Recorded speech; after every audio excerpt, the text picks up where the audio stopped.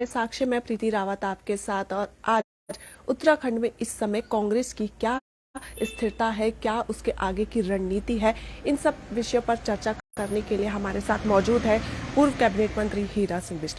तो आइए हम जानते हैं उनसे कि कैसे वो देखते हैं कांग्रेस की इस समय की स्थिति को। सबसे पहले तो बहुत बहुत स्वागत है सर आपका समय साक्ष्य में।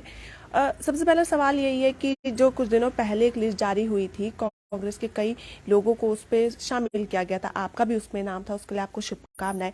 लेकिन देखा गया कि जो बड़े नेता है कांग्रेस के, वह इससे जो है संतुष्ट नहीं दिखाई दे, आपस में ही जो है कहीं ना कहीं उनकी जुबानी जंग जारी रही। इसको लेकर क्या कहेंगे?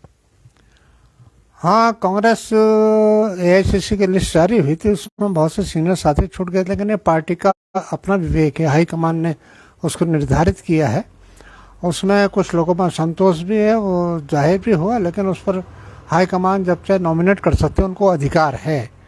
तो उस मामले में तो पार्टी का अंदरूनी मामला है और पार्टी गंभीरता से विचार भी कर रही है। और अभी जो रायपुर में छत्तीसगढ़ में अधिवेशन हुआ, बहुत अच्छी चीज़ें उसमें निखर के आई हैं।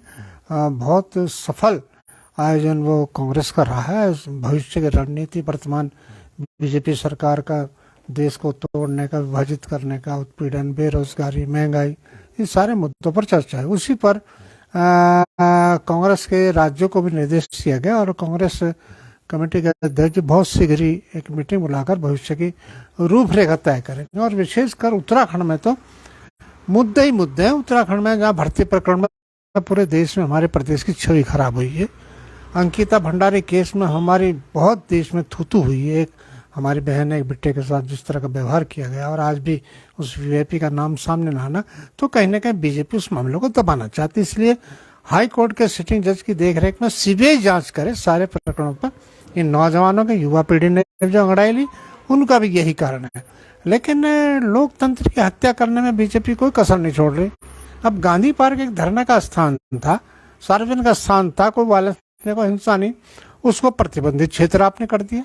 आप धरना प्रदर्शन रोककर, और कहाँ सैधार रोड पर हो, एकता विहार कहाँ पे, वो नदी में, खाले में, गहराई में बैठकर वहाँ क्या प्रदर्शन होगा? क्या किसको सुनाएंगे आप कहानी वहाँ? ये कोई अच्छी बात नहीं है। डेमोक्रेसी प्रदर्शन का मतलब लोगों को पता लगे हम क्या कर रहे हैं, जनहित की लड़ाई लड़ रहे हैं या व्यक्तिगत लड़ाई लड़ रहे हैं। तो सरकार की मैं इस बात की आलोचना करता हूँ, भर्त्सना करता हूँ कि गांधी पार्क को प्रतिबंधित किया, जो एकमात्र जगह थी अपनी आवाज उठाने की, जनता को जागरूक करने की, जनता के बीच में एक संदेश देने की। वो इन नौजवानों को देखकर पॉलिटिकल पार्टीज के लिए प्रतिबंध किया, दुर्भाग्यपूर्ण है। सरकार इस पर पुनर्विचार करेगी, वरना फिर क्या होगा? जबरदस्ती सड़कों पर आएंगे, वायलेंस होगी। उन नौजवानों के लिए जो आपकी पार्टी से संबंध है, उनके लिए 144 है। और बीजेपी के यूथ विंग पूरे प्रदेश में धिंगा मस्ती करे, प्रदर्शन करे, मुख्यमंत्री आभार व्यक्त करे, उसके लिए 144 नहीं है। ये दो माने कहाँ से? क्यों नहीं सरकार ने गिरफ्तार किया? कैसे उनको अनुमति दी? तो ये तो छात्र आंदोलन कर रहे हैं, नौजवान चौहान वगैरह, ये क्या गलती कर रहे हैं? या यूथ कांग्रेस वाले कर रहे हैं, वो क्या गलती कर रहे हैं? तो दो नीति, दोहरी मुही बात सरकार के स्तर से अच्छी नहीं लगती है। बीजेपी के आरएसएस के लोग हैं तो वो तो अनुमति है उनको, वो कुछ भी करें, प्रदर्शन करें, धरना करें, दूसरे लोग करेंगे प्रतिबंधित हो जाएंगे, गिरफ्तार हो जाएंगे। ये दो मुही, दो नीति सरकार की आलोचना, कमजोर सरकार की पहचान मैं समय करता हूँ, मैं इसकी आलोचना करता हूँ। आंदोलन की जगह, धरने, शांति प्रदर्शन की जगह गांधी पार्क थी, वो रहनी चाहिए। मैं ये समझता हूँ, सरकार से अपील करूंगा, इस पर विचार करेगी। बात करें बीजेपी और कांग्रेस की, तो कहीं ना कहीं जब कांग्रेस कोई वार करती है तो बीजेपी भी उसका पलटवार करती है। बीजेपी का कहना है कि कांग्रेस तमाम मुद्दे बाद में देखे, लेकिन पहले जो है अपनी पार्टी को एकजुट बनाए, क्योंकि कहीं ना कहीं उनको लगता है, या उनका कहना है कि कांग्रेस में जो है अंदर अंदर काफी मनमुटाव है। इसको लेकर जो है उनकी छवि सबको साफ दिख रही है। बीजेपी के लोगों में आरएसएस का डंडा है, हमारे यहाँ प्रजातंत्र है। वो बोलते नहीं, वो अंदर खाने जहर घोलते रहते हैं। सबको पता है उत्तराखंड में क्या हो रहा। धामी की कौन लंगड़ी मारना चाह रहा, धामी कौन फेल कर रहा, विरोधी नहीं बल्कि उन्हीं की पार्टी के लोग इस बात पर लगे हैं कि धामी तो एक मुखौटा है, सरकार तो कोई और चला रहा है। कांग्रेस में लोकतंत्र हम अपनी बात कह देते हैं, लेकिन देश के लिए, राज्य के लिए, जनता के लिए कांग्रेस पार्टी एक मत है, एकजुट है।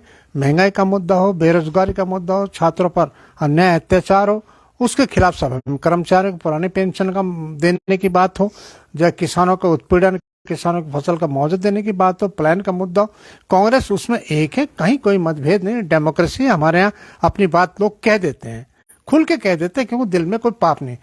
उनके यहाँ घुटन रहता है, वो इधर उधर बात करते हैं, सामने कहते हैं, क्योंकि आरएसएस का डंडा उनका बहुत मजबूत है। खबरदार जो पार्टी के खिलाफ चले गए, चाहे वो दम घोटे, जहर घोले, महंगाई चरम से यहाँ, बेरोजगारी फैला दे, फिर भी नहीं बोलेंगे वो लोग, दम घोट के बैठेंगे। उनके लिए पार्टी श्रेष्ठ, देश और जनता उनके लिए नंबर 2 पर है बीजेपी। ये फर्क है, हमारे लिए जनता पहले है, जनता को उत्पीड़न होगा, चाहे हमारी सरकार हो तो हमारे लोग उसमें बोलते हैं। डेमोक्रेसी में यही डेमोक्रेसी का तकाजा। और बीजेपी बिल्कुल आरएसएस की लठैत टाइप पार्टी है, वो नहीं बोले कितना अन्याय अत्याचार जो प्रदेश में हो रहे, कोई बीजेपी बोल नहीं। आपने एक कानून ला दिया, आपने आभार रैली पूरे प्रदेश में आयोजित कर दी, नौजवान मुख्यमंत्री का आभार। अरे उनका क्या हुआ जो इतने भर्ती प्रकरणों में दोषी लोग, दोषियों को पकड़ा नहीं जा रहा, सीबीआई की इंक्वायरी हो रही जिसकी मांग कर रहे, वो तो आप कर नहीं रहे। आपने आभार रैली की कानून बना दिया। अरे कानून तो भविष्य के लिए लागू होगा, पिछड़ों का क्या होगा? जो हजारों लोगों के साथ अन्याय अत्याचार हुआ, जो लूट खर्च उत्तर प्रदेश को लूट दिया, खा दिया आपने, उनका भविष्य खराब कर दिया, उसके बारे में बताइए ना क्या होगा। वहां सीबीआई इंक्वायरी क्यों नहीं करा रहे आप? और सिटिंग जज से कराइए, क्योंकि आपके पीरियड के सारे बीजेपी पीरियड के मामले हैं। आप कांग्रेस पर आरोप लगा रही है। कांग्रेस तो जनता के साथ खड़ी है, जनता नौजवान ने अंगड़ाई ली तो कांग्रेस का साथ देगी, निश्चित रूप से डंके की चोट देगी। और सरकार को अपनी गलती का एहसास होना चाहिए।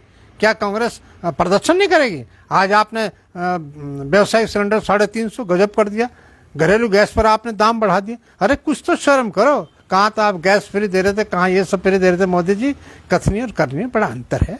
आपने 2 करोड़ रोजगार प्रतिवर्ष देने की बात करती है, आपने 15-16 करोड़ लोग सरकारी नौकरी से बाहर कर दिए। जो सार्वजनिक उपक्रम थे उनको बेचने का काम आपने कर दिया। आपने देश को ये बता दे दिया क्या। अडानी अंबानी के घर भरे उनको दिया, लेकिन आज पार्लियामेंट ज्वाइंट कमेटी की बैठक नहीं आप कर रहे, कमेटी नहीं बना रहे।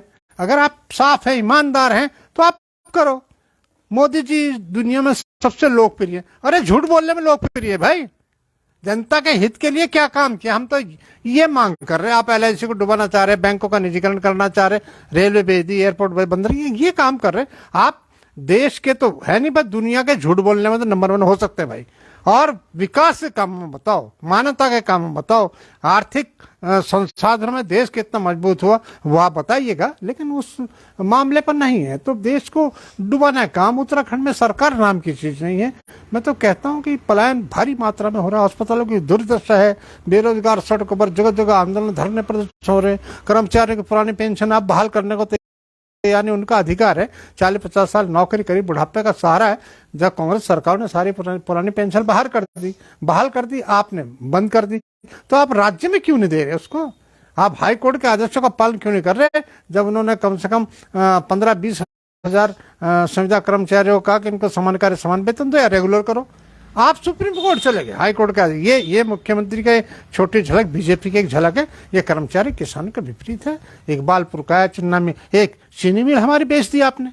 अभी हफ्ता भर पहले उधम सिंह की सरकारी चीनी मिल। अरे कांग्रेस सरकार ने तो पूंजीपति छीन के जनता के सार्वजनिक उपक्रम बनाए थे। आप जनता की चीजों को छूनकर पूंजीपतियों के हाथों में, जैसे अडानी अंबानी के हाथ में देश दे दिया, उस तरह आपने चीनी मिल फिर दे दी। बहुत अच्छा करता मैं इस बात की, क्योंकि सरकार में कोई थिंकर नहीं है, कोई विचारक नहीं है।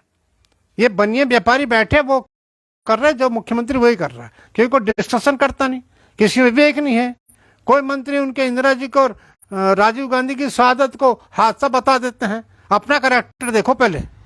तुम क्या थे, 2 साल सेना में नौकरी करके भाग क्या गए थे, यहाँ जितने कुकर्म होते थे सारे किए देहरादून में, सब जानते कैरेक्टर को। वो आदमी ऐसी बात करता है, वो कहता है कांग्रेस कमीशन खा रही। मैं कहता इनकी इनकम देख लो, जब आए थे फौज से भाग के, और आज इनकी इनकम देख लो, बता नहीं सकते कितने 1000 करोड़ के मालिक हैं। वो कमीशन की बात कर रहे हैं।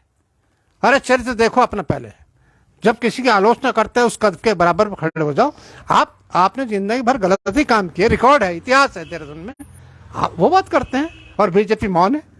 अरे ऐसे मंत्री को 2 मिनट भी पद पर रहने का अधिकार नहीं। ना मुख्यमंत्री को चाहिए से संबंधित मुद्दों गंभीरता से ले कि आपका मंत्री क्या कह रहा है। बिल्कुल। और राज्य में अगर हम युवाओं की बात करें तो सीएम धामी ने जो है उनसे वादा जो किया था, पहले तो नकल विरोधी कानून लाए, साथ में अब उन्होंने कल परसों बड़ा बयान दिया है कि समूह ग की परीक्षाओं में इंटरव्यू नहीं होगा, लेकिन सीबीआई जांच जिसके लिए जो है युवा अभी भी डटे हुए सत्याग्रह एक बार फिर शुरू हो गया है।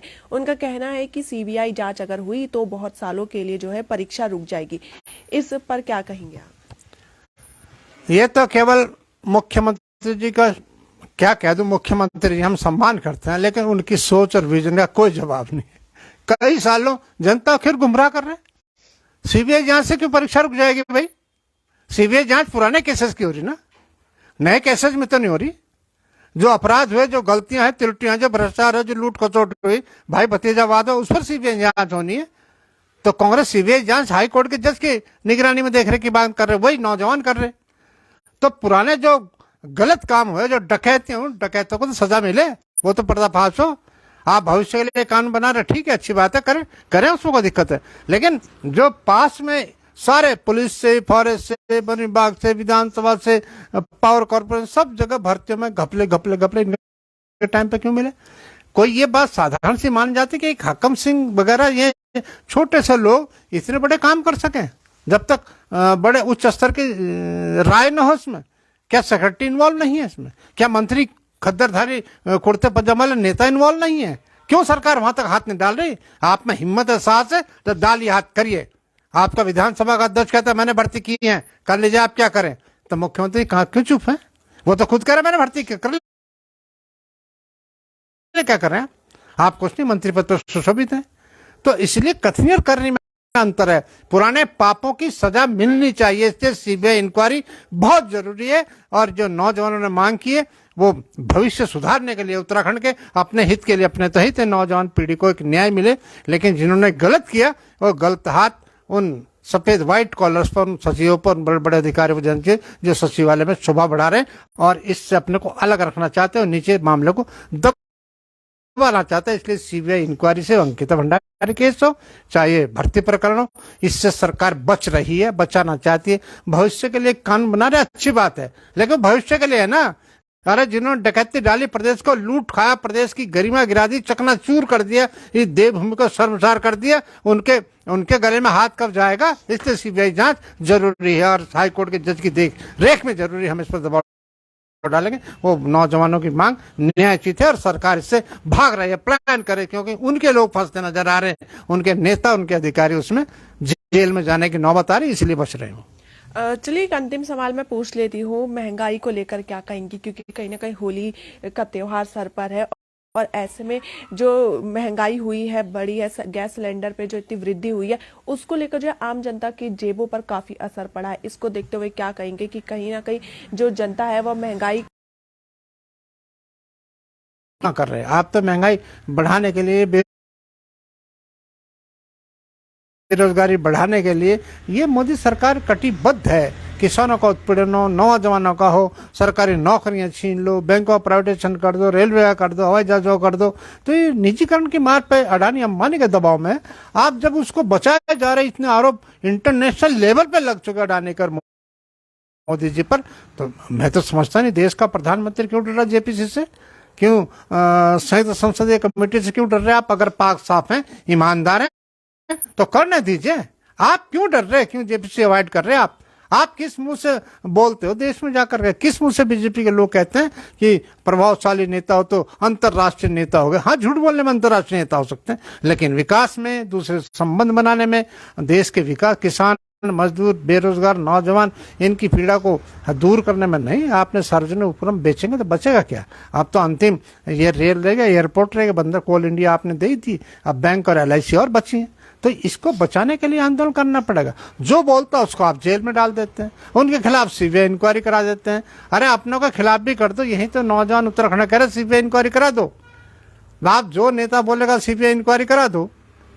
हमारे प्रवक्ता को जहाज से आपने उतार दिया रायपुर छत्तीसगढ़ जाते हुए, ये कौन सा डेमोक्रेसी उधर, और कहाँ आसाम में केस करा दिया।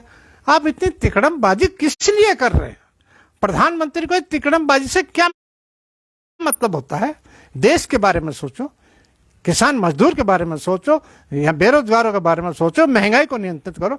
वहां कोई कठोर कदम नहीं है। क्यों बढ़ती जा रही महंगाई? कहीं नियंत्रण ही नहीं उसका हो रहा। तो ये बहुत ही दुर्भाग्यपूर्ण स्थिति है। देश निराशा हताशा में जी रहा है, चारों निराशा हताशा है। नौजवान आंदोलन पर, सड़कों पर किसान मजदूर। अब किसानों का कानून पास कब किया कि जब 800 किसानों की आपने जान ले ली, उसके बाद वापस लिया आपने। यही तो किया। मजदूरों के आपने यूनियन बनाने का अधिकार छीन लिए। तो इसलिए इस देश में कोई विजन नहीं है। जो बड़े बड़े पूंजीपति ब्यूरोक्रेट्स कह रहे हैं वही, उनके धंधे पानी पर आंच नहीं आनी चाहिए। ये बीजेपी मोदी सरकार कर रही है। और राज्य सरकार का तो कहना क्या था, सरकार नाम की चीज कहीं दिखाई नहीं दे रही। कोई मंत्री आपको दिखाई नहीं दे रहे, केवल उद्घाटन रिबन काटते दिखाई देंगे। कोई जनता की पीड़ा को, मजदूर की, आम जन की, महंगाई की, करप्शन की कोई मतलब नहीं किसी को। दूर तक नहीं कहीं सरकार है कोई सुधारत नहीं। आप नियम कानून बना रहे, भविष्य के लिए बना रहे, और जो पिछले 6-7 साल से आपने लूट खसोट करी उनको आप बचा रहे हैं, संरक्षण दे रहे बीजेपी के लोग, क्योंकि बड़ा माल इकट्ठा हो गए उनको दिल्ली देने अपनी कुर्सी मजबूत करने के लिए। आज क्या हो रहा है, यहाँ खनन का काम तो हो रहा है। धामी सरकार में सबसे बड़ा काम खनन का है, शराब का है। तीसरा भर्ती प्रकरणों से हजारों करोड़ इकट्ठा हुआ। केवल वो इन हाकम सिंह ने थोड़ी खाया, वो तो ऊपर तक जा रहा है। अगर नहीं जा रहा तो अस्सी पे इंक्वायरी करा दिए, दूध का दूध पानी का पानी हो जाएगा, हमारी बात झूठी हो जाएगी। लेकिन नहीं करेंगे, क्योंकि दिल्ली वालों को खुश रखना, यहाँ कुछ मत करो। दिल्ली वालों को भी अटैची चाहिए। भाषण बने ही दे, वो बड़े देवभूमि का आशीर्वाद लेकर प्रधानमंत्री जाए, लेकिन देने को यहाँ कुछ नहीं है। वही कांग्रेस की योजना है, उन्हीं का गीत गाते रहते हैं, कुछ नहीं है। मैं बता रहा हूँ, ये बड़ा दुखद अध्याय है।